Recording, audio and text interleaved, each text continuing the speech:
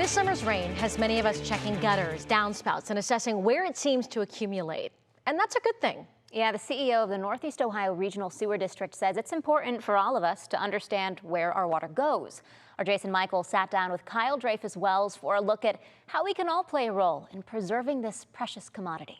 And this is, what we're seeing with climate change: wetter, warmer, wilder weather. These rainstorms are more intense, and you see more flooding. People have street flooding. You have flooding of basements, and that's why we're focused on restoring floodplains, restoring streams, protecting wetlands, building green infrastructure, so that there's places in the landscape where water can slow down, soak in, and then slowly return to rivers and streams. For our residents here in Northeast Ohio, when they start taking account of their day-to-day lives, their community, their street, their block, what can they now start doing in terms of helping our water quality? I think the best thing to do is to walk around your property side and say, where does the water go from my property?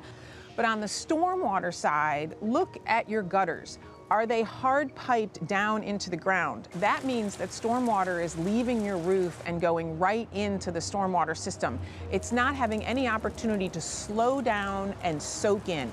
How on my property can I capture my own runoff and give it time to soak into my ground, to be captured in a rain barrel or a cistern or a rain garden? What is a rain garden? Generally, a rain garden is like a hollowed out area that has plants in it that can have their feet wet when it's raining and can also handle being a little bit dry when it's not raining. Yeah, so this is our sustainability garden. And there's a couple things to point out. So we were able to capture the runoff that falls on this canopy. It comes down this pipe and then comes through this drain. And so that is the little rain garden component of it. And then these are pervious pavers. So you can see the spacing between the pavers allows the water to soak in.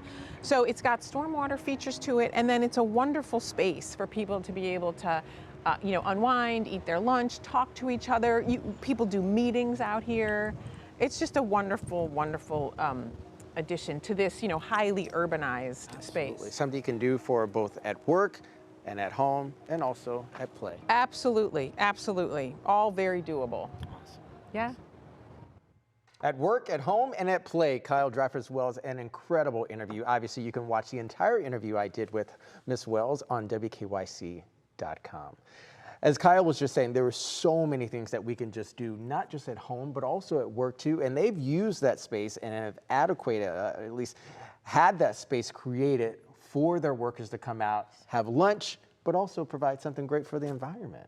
There's a lot to learn from her. It is. And everyday life, you think of those little things. You're like, oh wait, I can make this little change and make such an impact if I keep doing it and if others do it with me. And what's funny is one of our special projects directors, Susan Moses upstairs, she said, I didn't realize I actually have a rain garden at home. There is a depression out back, and she said, I started looking at my yard and said, wow, that is a rain garden. That's cool stuff. You might not even know you have one. Yeah, little things we can do every day. Yes.